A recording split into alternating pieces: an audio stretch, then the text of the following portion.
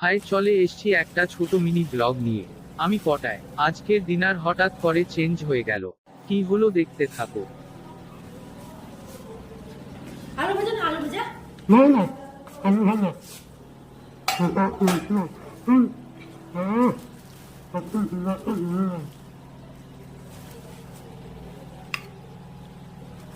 এ তোমাকে দিব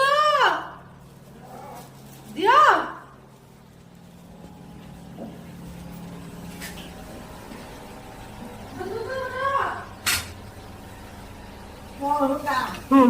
লম্বা লম্বা করবো ডাল পুড়িয়েছে নান